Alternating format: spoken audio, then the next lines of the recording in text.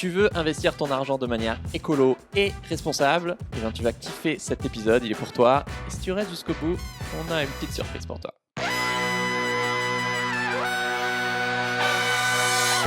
Bienvenue dans Soif de Sens, des histoires d'humains qui changent le monde. Chaque semaine, je reçois un invité écolo, comme aujourd'hui, un féministe ou solidaire pour t'aider dans ta quête de sens. Et aujourd'hui, on accueille Florian Breton de Mimosa. Salut Florian. Salut.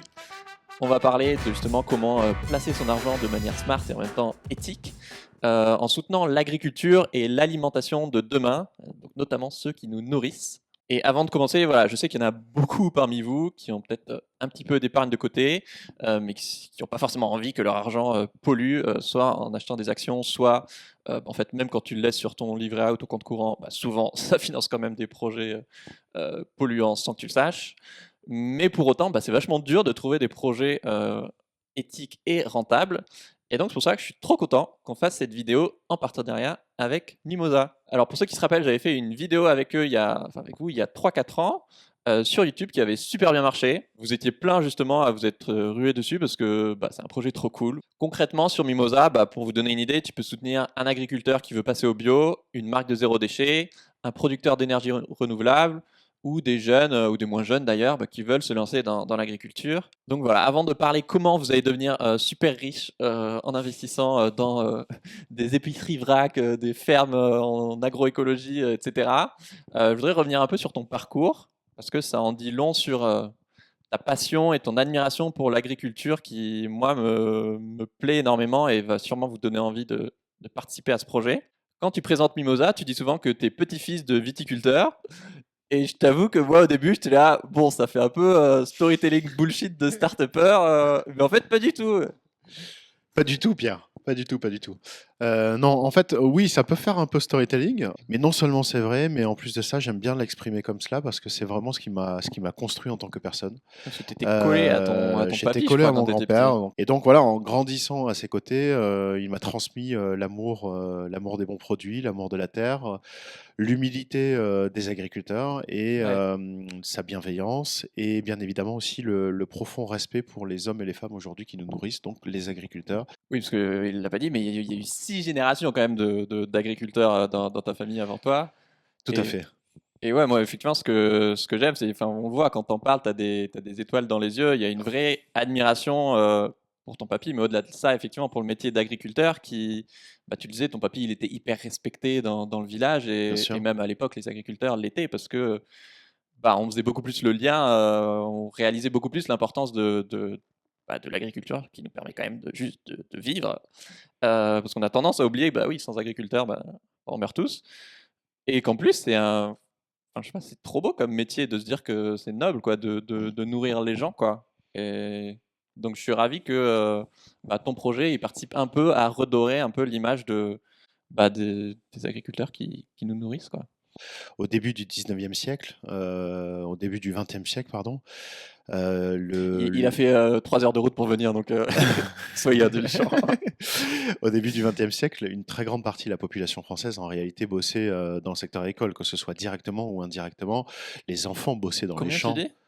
en proportion. Ouais, Bon, on était à peu près à 60-70% de la population française. ouais. C'était de très loin la plus grande partie de la population active en France. Mais aujourd'hui, en France, c'est devenu, même si on a aussi là 10 millions de personnes et on pense aussi à elles qui se nourrissent dans les banques alimentaires, mais Mm. largement, culturellement, c'est devenu une commodité de se nourrir. Donc on a tendance à oublier qu'il y a encore à peine 120 ans, c'était un vrai challenge, un vrai défi. Et c'est vrai qu'à la sortie de la Seconde Guerre mondiale, mon grand-père a fait la Seconde Guerre mondiale et il m'expliquait aussi, étant jeune, et ça m'a construit aussi en tant que personne, qu'il souffrait aussi d'une sous-nutrition. En réalité, se nourrir était un vrai défi. Et donc, c'est à cette époque-là, après la Seconde Guerre mondiale, qu'est arrivée une agriculture plus industrielle. En tout cas, on a voulu moderniser notre agriculture par le machinisme, ensuite par la chimie, Mm. pour augmenter les rendements.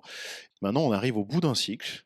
Mm. Cette agriculture post-Seconde Guerre mondiale a rempli sa mission. On passe dans un nouveau cycle pour arriver sur une agriculture finalement où on s'est rendu compte qu'elle faisait pas que du bien au sens de nourrir les gens, Ouais. mais qu'elle faisait aussi du mal. Une agriculture qui émet du CO2, une agriculture qui laboure les sols et Mm. empêche le rôle des sols finalement de capter du carbone dans l'atmosphère, une agriculture Monoculture qui réduit la monoculture qui biodiversité. réduit la biodiversité. C'est vrai que quand on va dans la Bosse, il n'y a plus beaucoup d'arbres, hein. T'avances pas trop, tu vas être scalpé par la caméra. Donc voilà, cette agriculture-là aujourd'hui est un petit peu au bout d'un chemin. Il faut réinventer ensemble le nouveau chemin d'une agriculture beaucoup plus durable, Mhm. qui n'est pas une agriculture qui pose des problématiques, mais au contraire une agriculture de solutions. Et c'est ce qu'on va, je pense, évoquer Ouais. aussi durant cet épisode. Aujourd'hui, tu disais, donc avant c'était 60-70% de la population qui travaillait dans les champs. Aujourd'hui, c'est quel pourcentage? C'est 1,5% de la population active. C'est rien du tout. Ouais. Et c'est malheureusement aussi pour ça qu'on en parle moins, parce que c'est finalement un vivier Bah ouais. électoral de plus en plus faible. Mm. Alors qu'à l'époque, franchement, on ne pouvait pas faire sans. En grandissant, alors tu t'es toujours dit que tu montrais ta boîte un jour dans l'agriculture, mais bon, forcément, quand tu fais une école de commerce, dire que tu veux bosser dans l'agriculture, c'est pas le truc le plus hype ou le plus à la mode. Tu dis que limite, tu avais un peu honte. Et surtout, donc tu commences à bosser chez Orange et M6, je crois. Et surtout, tu attends le bon timing, le bon moment, on voit vraiment l'ADN d'entrepreneur. Et tu dis qu'à un moment, oui, il y a eu, je caricature, mais un peu un switch ou une accélération dans la société où on passe de, bon, en gros, tout le monde s'en fout de l'agriculture et c'est assez déconnecté en fait dans nos têtes ce qu'on mange et l'agriculture. Euh, bon, ok, bah en fait, on veut commencer à manger plus bio, plus local, plus sain, les AMAP, les ruches qui disent oui, le végétarisme, le zéro déchet, etc. Et là, tu décides de lancer Mimosa. Est-ce que tu peux expliquer aux gens ce que c'est Mimosa? Alors, Mimosa, de manière très simple, c'est une plateforme de financement qui est exclusivement dédiée à la transition agricole et agroalimentaire. Donc, concrètement, ce qu'on Ok, propose, c'est à la fois aux agriculteurs ou aux entreprises alimentaires de passer par mimosa.com pour lever de l'argent sur Internet, donc sur différents outils de financement qu'on a qui s'appellent le don avec contrepartie en nature ou le prêt rémunéré. ouais, Et puis à l'inverse, donc on permet de lever entre quelques milliers et maintenant quelques millions d'euros de manière simple et juste rapide. ça. Juste ça, exactement. Et de l'autre côté, côté investisseur, côté citoyen que nous sommes en réalité, Ça, on c'est a vous. offert une opportunité d'investissement directement dans l'univers agricole, dans l'économie agricole. Nous, on t'offre l'opportunité aujourd'hui de connecter directement ton épargne aux agriculteurs et donc de financer de manière utile ces projets-là, tout en bénéficiant, au-delà de l'impact, de la transparence, de rendements attractifs, Ouais. puisque tu peux percevoir entre 3 et 6% d'intérêt sur ton placement à travers mimosa.com.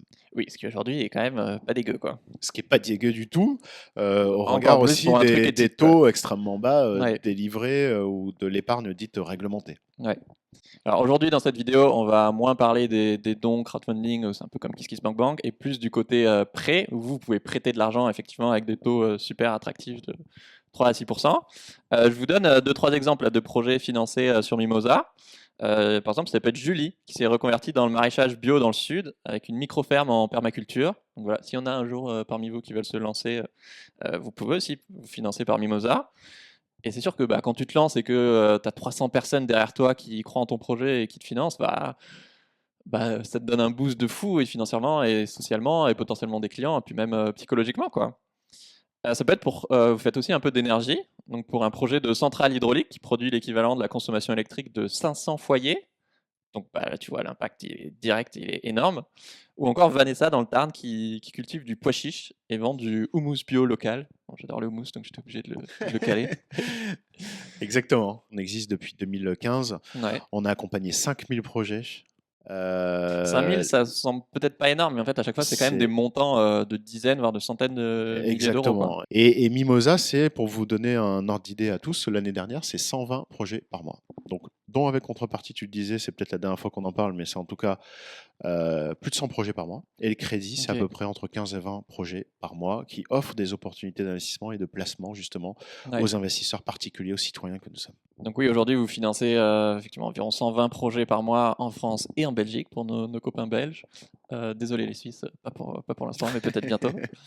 Est-ce que tu te souviens du tout premier projet que vous avez financé? Ah oui, bien sûr, bien sûr. Bah, c'est comme toutes les premières fois, hein, on s'en souvient. Ouais. Je vais Et pas te demander de me Mimosa, raconter ta première fois au lit. prochain épisode. Forcément, c'est énormément d'émotions Ouais. parce que c'est la première fois qu'on est connecté à l'émotion du décaissement d'une collecte qui finalement change une vie. Et c'est réellement ça, parce que derrière, les porteurs de projets, quand ils s'adressent à nous après une collecte de financement participatif, ils partagent bien volontiers le fait qu'on change leur vie. Et c'est vraiment le cas. Et en réalité, quand ils disent que on change leur vie, nous, Mimosa, en réalité, c'est vous, c'est le grand public, c'est la communauté qui change leur vie à travers mimosa.com. C'est ça qui est magique. C'est trop beau. On va tous pleurer. Bon, alors Mimosa, ça a plein d'impacts, on va en parler, mais le premier que vous avez, en tout cas pour ceux qui nous écoutent, c'est un impact évidemment financier. Aujourd'hui, il n'y a que 0,3% de l'épargne des Français qui est consacrée à des projets engagés, écolos ou solidaires, alors que de l'autre côté, il y a trois quarts des Français qui ont envie d'investir dans des projets écolos. Donc il y a quand même un potentiel énorme pour accélérer la transition écologique. Mais c'est vrai que souvent, si tu veux investir écolo, du coup, tu as du 0 et quelques pourcents, quoi. Sans le savoir, aujourd'hui, les Français, 70% de notre épargne finance encore, malheureusement, l'industrie Ouais, fossile. oui, c'est le stade de l'Oxfam, Et chaud, quoi. c'est catastrophique. Et donc, pour moi, il manque deux choses. La première, c'est bien évidemment de sensibiliser le grand public et donc d'offrir des opportunités d'investissement grand public. Et le deuxième enjeu, c'est plus un enjeu, selon moi, politique. C'est un enjeu vraiment d'optimiser la fiscalité des épargnants qui financent ou finalement d'une épargne utile pour les enjeux planétaires. Ouais. Malheureusement, il y en a très peu aujourd'hui, voire pas. On sait faire des niches fiscales en France, il n'y a pas de problème. Pour l'immobilier, Ouais, c'est une l'immobilier, niche ça va, on est fiscale, c'est d'accord. extraordinaire. Donc du coup, comment on fait? En fait, on se fait connaître. Le parrainage, typiquement, voilà, Pierre qui est un épargnant, on le stimule un tout petit peu en lui disant: «Si jamais tu réussis à ramener un de tes potes, Ouais. tu auras un petit abondement sur ton porte-monnaie électronique qui te permettra aussi de soutenir d'autres projets». Donc on te fidélise et en même temps Et ça, on les te rend particuliers acteur. aussi, genre là, les gens qui... Exactement, donc c'est-à-dire que demain, si vous Ah, vous venez sur pouvez parrainer des... mimosa.com, vous vous Ok. inscrivez sur mimosa.com, vous sélectionnez un projet, vous prêtez à ce projet-là, et puis systématiquement, quand on vous adressera une petite newsletter, on vous mettra un petit code parrain, donc il sera personnalisé, qui sera vraiment fléché sur votre personne, qui fera que si vous invitez un de vos amis à prêter à un projet, vous aurez 25 euros qui vous sera crédité. Aujourd'hui, chez Mimosa, il y a 400 000 personnes qui nous font confiance. Notre communauté, c'est vraiment 400 000 membres. Vous prêtez 100 euros à un projet et tous les mois, vous recevez sur votre porte-monnaie, sur votre compte utilisateur mimosa.com, le capital et les intérêts sur votre placement. Un autre impact que vous avez, c'est évidemment votre mission, c'est d'accélérer la transition agricole. Je lisais que d'ici 4 ans, il y a un tiers de nos agriculteurs, d'ici 4 ans, ça me semble énorme, qui partent à la retraite. Donc on a besoin de Mimosa et de gens qui se lancent dans l'agriculture, quoi. Et pareil, avec la crise climatique et voilà, en termes d'autonomie alimentaire et même énergétique, il y a un vrai enjeu voilà, d'assurer qu'on pourra se nourrir et se chauffer. Pour toi, c'est quoi, au-delà de l'aspect financier basique, là il y a plein d'autres aspects extra-financiers qui intéressent les gens. C'est quoi tous les impacts positifs pour toi de Mimosa sur l'écologie et... Ils sont multiples. Déjà, j'ai deux choses à te dire. Donc, tu soulevais en effet notre mission. Ouais, Donc, la mission de Mimosa, depuis le début, c'est vraiment d'accélérer la transition agricole pour répondre aux enjeux du XXIe siècle. La transition déjà qu'on accompagne, c'est une transition sociale, économique et écologique de l'agriculture. On a tendance souvent à parler dans les médias d'une transition écologique. C'est la transition, on va dire, la plus médiatique et la plus ouais, politique. Mais en réalité, derrière la transition de l'agriculture, il y a une transition sociale. Et au regard de toute la mauvaise publicité, malheureusement, encore qui est faite autour de l'agriculture, derrière pesticides, faible rémunération, etc., les jeunes n'ont pas forcément envie mmh. de s'engager dans ce secteur-là, ou moins en tout cas qu'avant. Alors que Et c'est un du métier coup, d'avenir justement. alors que c'est un métier d'avenir, et du coup, cette transition sociale, elle est urgente puisqu'il faut renouveler nos générations. C'est un enjeu de société qui est immense. Dites-vous bien quand même que c'est la moitié de nos agriculteurs aujourd'hui, la moitié des agriculteurs de ce pays qui partent à la retraite dans les 5 prochaines années. Donc c'est quand même un enjeu qui est immense. Transition économique, c'est l'enjeu de faire évoluer les business models des agriculteurs vers d'autres métiers. Ouais. Et transition écologique, c'est une agriculture donc beaucoup plus vertueuse, tournée vers l'écologie, qui change de modèle, qui migre vers la bio, qui migre vers l'agroécologie justement, Ouais. qui permet de réduire l'utilisation des produits phytosanitaires, qui laboure moins les sols entre les cultures, etc. Et puis tu Et disais donc, aussi qu'il y a effectivement de plus en plus de projets d'agriculture végétale ou de féminisation aussi des tout profils. à fait. Un tiers des exploitations agricoles aujourd'hui sont tenues par des chefs, 2 FE, d'exploitation. Ok. donc un tiers. Ce qui est intéressant de constater aussi, si toutefois ça donne des vocations, ça suscite des vocations chez vous, un agriculteur ou agricultrice sur deux aujourd'hui qui se lance dans le secteur agricole, je ne vais même pas dire qui s'installe au sens de la première vie professionnelle, même qui vient vers le secteur agricole en cours de vie, hein, à 30 ans, à 40 ans, etc. Et ce qu'on appelle hors cadre familial, c'est-à-dire non issu du monde agricole. Ouais. Donc ça veut dire que désormais, les jeunes générations ou moins jeunes d'agriculteurs sont des gens qui viennent de notre secteur, qui ont fait de la pub avant, qui ont fait de la restauration, qui ont été cadres dans une société de logistique. On en voit tous les jours passer par notre plateforme. Et il faut savoir aujourd'hui que quand vous mangez français, vous mangez la plus belle agriculture, la meilleure agriculture du monde. Elle nous est reconnue et elle nous est enviée mondialement. Nos ingénieurs agronomes sont enviés mondialement et notre agriculture a été encore considérée l'année dernière parmi une dernière étude qui est sortie comme l'agriculture la plus durable au monde, la plus tracée, la plus en sécurité, la plus Ok. vertueuse. Et pour autant, elle doit changer de modèle. Et Ouais. donc c'est là où on en vient sur les enjeux de transition. À quoi répond l'agriculture? Spontanément, les gens vont dire à nous nourrir, c'est Ouais. vrai. Mais désormais, en réalité, l'agriculture, c'est pas que ça. Ce sont les énergies renouvelables, c'est le stockage du carbone, justement. Capter le carbone dans l'atmosphère, justement, pour le stocker et l'enfouir dans le sol. Donc, c'est une agriculture qui répond aux enjeux climatiques. C'est une agriculture qui reproduit de la biodiversité, plantation d'arbres, plantation de haies, prairies tournantes, qui justement ramène les abeilles, hein, le fameux symbole de la Mm. biodiversité. Et c'est une agriculture qui, plus largement, régénère un peu les écosystèmes du vivant. Et c'est ça, en réalité, qui est extraordinaire derrière l'agriculture, puisque l'agriculture, pour ceux qui s'intéressent aux objectifs du développement durable, contribue positivement à 11 des 17 objectifs du développement durable. Il n'y a pas un autre secteur comme ça Ok. qui existe sur la Oui, c'est un beau planète ratio. qui a autant d'impact. Donc, vous voulez financer des énergies renouvelables, vous pouvez trouver d'autres opportunités sur le marché. Mm. Vous voulez financer des enjeux d'ordre sociaux, faire de l'impact investing, vous pouvez trouver d'autres opportunités sur le marché. Mais vous voulez financer un peu tout tout en une thématique, l'agriculture apporte cette vertu sociale, écologique, environnementale, climatique, à peu près tout. Ok, bon voilà, du coup je pense que les gens ils sont chauds. J'aimerais bien rajouter une couche pour que les gens arrivent à s'imaginer la diversité des projets que vous pouvez financer. Tu me disais que peu importe où tu te balades en France, vous avez financé tellement de projets qu'il y a toujours statistiquement un agriculteur à moins de 5 km que vous avez aidé. Enfin, c'est énorme. Est-ce que tu peux nous raconter deux, trois histoires de projets qui t'ont marqué? Bien sûr, Incroyable. ben on a sauvé des exploitations agricoles, que ce soit sur le don ou le crédit. J'ai en tête un agriculteur, un éleveur qui est basé dans le sud-ouest de la France, qui s'est adressé à nous parce qu'il avait subi un aléa climatique. Donc Ok. forcément, quand on subit un C'est aléa quoi, une climatique, tempête ou une ouais, inondation? il avait eu une inondation. Donc lui, Ok. il était dans les céréales et en élevage bovin. Et il est passé par Mimosa pour lever de l'argent et la foule, les citoyens que nous sommes, on a tellement répondu présents tous ensemble pour soutenir son projet qu'il a été saturé. Sa boîte mail a même été bloquée tellement qu'il recevait d'emails tous les jours. Il recevait même des chèques et du cash dans sa carte, dans sa boîte postale, quoi. Donc c'est-à-dire qu'en réalité, ça allait beaucoup plus loin. Il avait un petit besoin qui était d'une trentaine de milliers d'euros. Il s'est retrouvé avec 40 000 euros, RTL qui en parle, tout le monde, et on en faisait un symbole aussi du soutien aux agriculteurs. Ouais. Mais je cite cet exemple-là, mais des histoires comme ça, c'est formidable. Il n'y a pas une semaine qu'on ne reçoit pas des courriers écrits, manuscrits des agriculteurs parce qu'ils tiennent à Ouais. l'écriture, Mm. pas passer que par de l'email ou du virtuel, vraiment à cela, nous envoyer des cartes, nous envoyer des produits. Et tout ça, c'est grâce au grand public, aux citoyens et aux gens qui passent par nous pour voilà, placer leur épargne, donner à des projets.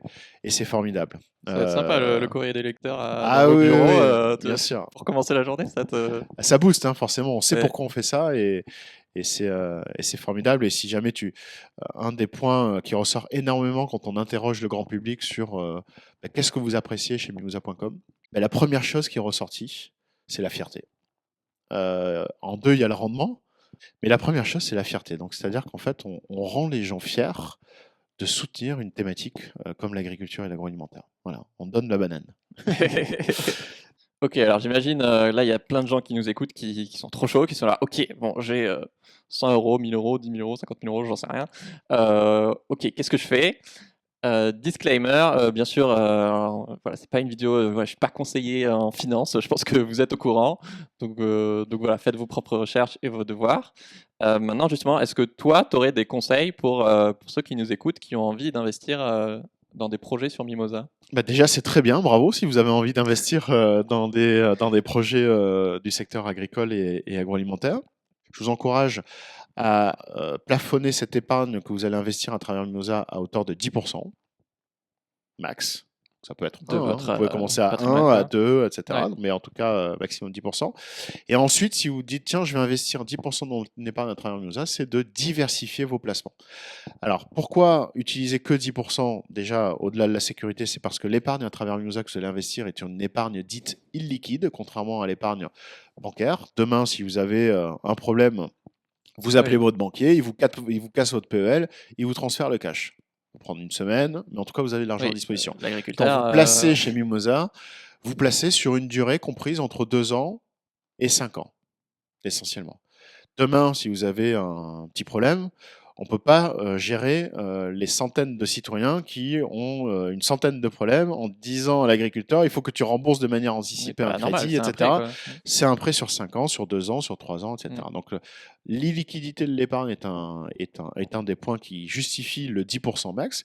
Et la diversification, c'est que aujourd'hui, même si on a une capacité de sélection, un talent de sélection qui est important, puisque sur 5000 projets, on a accompagné à peu près 300 crédits. On a 4 ou 5, pour mémoire, projets qui ont fait face à une liquidation judiciaire, principalement en agroalimentaire et principalement liés au Covid, à la crise sanitaire que nous traversons OK. et aux confinements successifs.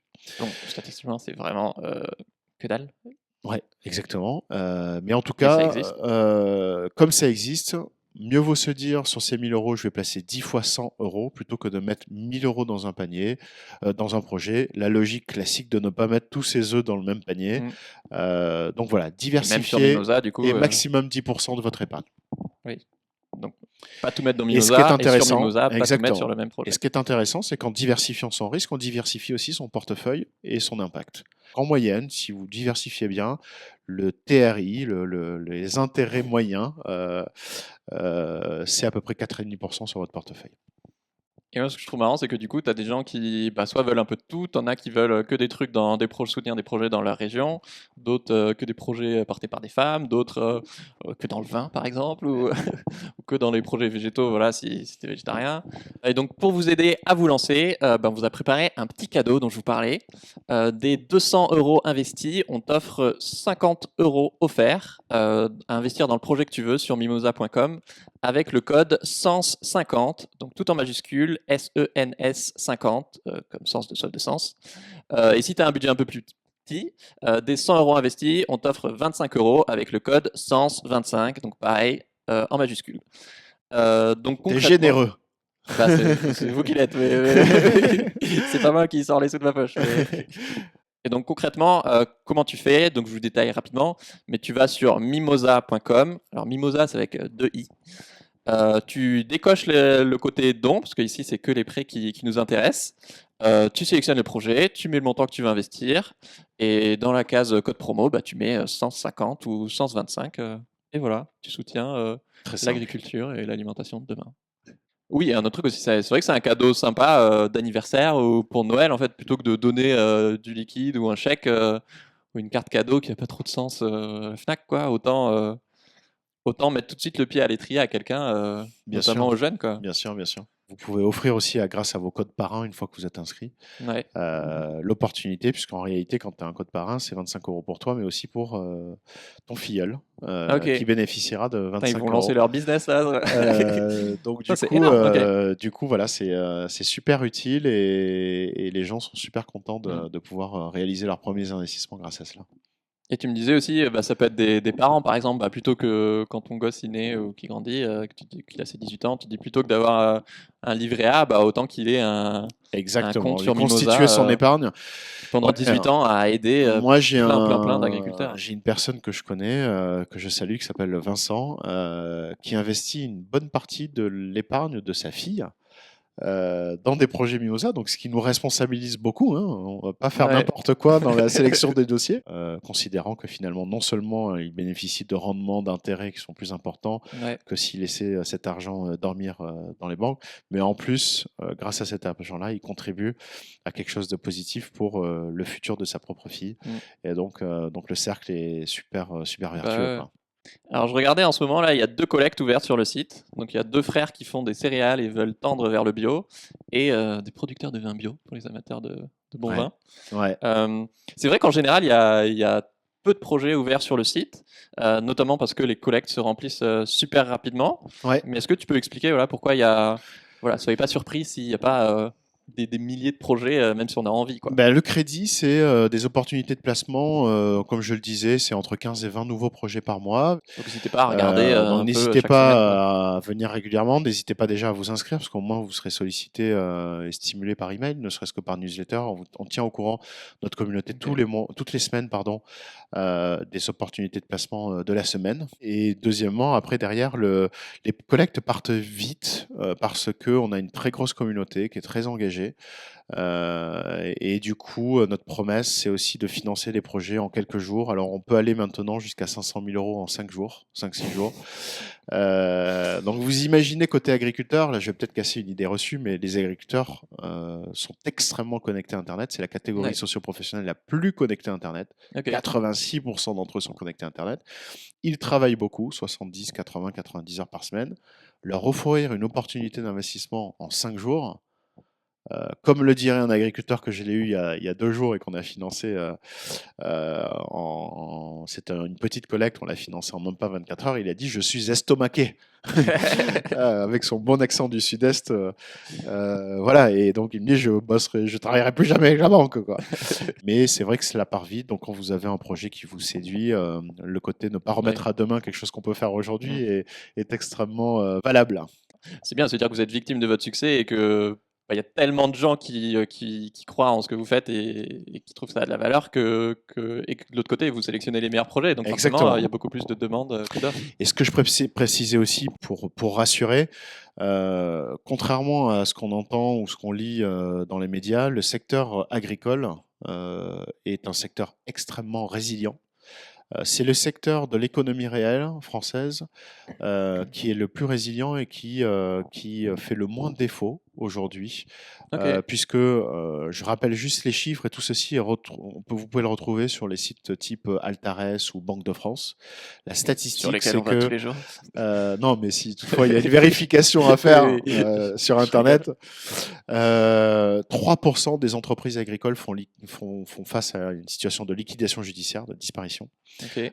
Quand les entreprises françaises de manière générale, et j'exclus volontairement les entreprises type CAC 40 ou autres, hein, on parle des PME françaises, Ouais. c'est à peu près 5 à 6%. Donc les entreprises françaises font 2 fois plus défaut, on appelle ça défaut, vraiment une Ouais. liquidation, contrairement aux banques Ah, qui donc sont à c'est peu près moins à risqué que. 3%. C'est un placement dans le secteur agricole, c'est un placement qui est beaucoup moins risqué que ceux que vous pourrez retrouver sur d'autres plateformes qui sont plus Ouais. généralistes sur des entreprises traditionnelles. Et pourquoi? Ça s'explique par différentes choses, notamment la première, et je pense qu'elle sera comprise de tous, c'est qu'a priori, on continue de se nourrir même dans des Ouais. périodes de confinement. Et du coup, vous filtrez déjà bah, vachement les projets. C'est aussi Bah, parce que vous sélectionnez les meilleurs pour te projets les donner plus un ordre solides. d'idée, vous donner un ordre d'idée, aujourd'hui, seuls 8% des projets qu'on reçoit Ok. passent sur mimosa.com. Et pour finir sur un shoot d'inspiration, à quoi est-ce qu'il ressemble, toi, le monde dont tu rêves, Florian? Bonne question. Un monde très orienté autour du monde agricole, forcément. C'est vrai que quand j'explique aussi mon lancement, je l'explique par une envie vraiment militante de reconnecter le grand public aux agriculteurs, et j'assume de dire reconnecter puisque c'est un lien que nous avons rompu Ouais. en 40 ans, notamment parce que l'industrie de l'agroalimentaire a refermé le capot sur l'agriculture et nous a vendu une image fantasmée de l'éleveur ou de l'éleveuse avec sa petite marguerite dans la bouche. Et donc forcément, on a aujourd'hui une génération déconnectée et qui porte beaucoup de jugement sur ce que doit être l'agriculture sans forcément connaître les problématiques et les enjeux qu'il y a derrière. Donc vraiment de reconnecter, de recréer du lien. Mm. Et donc forcément, en extension de cette mission-là, c'est vraiment de bâtir un projet de société commun autour de l'agriculture et des agriculteurs qui sont, il faut le garder en tête, vraiment des héros des héros de l'ombre qu'on met en lumière grâce à Mimosa.com, Ouais. des héros du 21e siècle, parce que c'est eux qui apporteront les grandes solutions aux enjeux auxquels nous faisons face aujourd'hui, notamment l'enjeu climatique. Et côté agricole, j'espère que les jeunes générations s'engageront dans ce secteur passionnant, Ouais, que ça redevienne un métier redeviennent sexy des qu'on a agriculteurs. envie de faire. Mais il y a deux choses que je vois. La première, c'est que déjà l'agriculture vocation toute sa vie, à mon avis, dans les 10 prochaines années, ne sera plus Ok. la tendance centrale. C'est-à-dire que typiquement toi, Pierre, ou moi, ou un autre, on fera le choix d'un passage dans notre vie professionnelle, peut-être pendant 5 ans, 7 ans, 10 ans, dans le secteur agricole, comme aujourd'hui on peut changer d'entreprise au cours de sa carrière. Donc je Ok. pense que le Ça, tu grand l'observes public, déjà on l'observe déjà Ok. énormément, et ça va s'affirmer dans les prochaines années. Et la deuxième chose, c'est que ce sera une agriculture qui attirera beaucoup plus, puisque ce sera une agriculture beaucoup plus diversifiée dans son modèle économique. Elle sera rémunérée comme toujours pour la production alimentaire, mais elle sera aussi rémunérée pour ce qu'on appelle les externalités positives qu'elle produit, c'est-à-dire la production d'énergie renouvelable, le stockage du carbone, crédit carbone, Mm. énorme enjeu dans les prochaines années, pour la production de biodiversité. Et de ce fait, le modèle étant beaucoup plus diversifié, il sera plus résilient et il sera générateur de revenus beaucoup plus importants qui attirera le grand public et les jeunes. Eh ben, merci beaucoup Florian de Avec grand reconnecter, de plaisir, nous Pierre. reconnecter à l'agriculture et à l'alimentation. Voilà, donc je vous rappelle, si tu veux soutenir des projets écolos et rentables et te faire un peu d'argent en étant éthique, eh ben, tu peux investir des 200 € sur mimosa.com. Tu as 50 € offerts avec le code SENS50 en majuscule, SENS 50.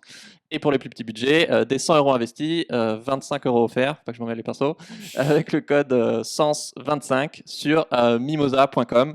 Si ça t'a plu, bah, abonne-toi et parle de cet épisode à un ami qui a un peu d'argent et qui sait pas quoi en faire et qui a envie d'avoir un impact surtout, quoi. Parce qu'il y en a plein autour de nous. Merci beaucoup Merci Florian. Pierre. Salut tout le monde. Au revoir.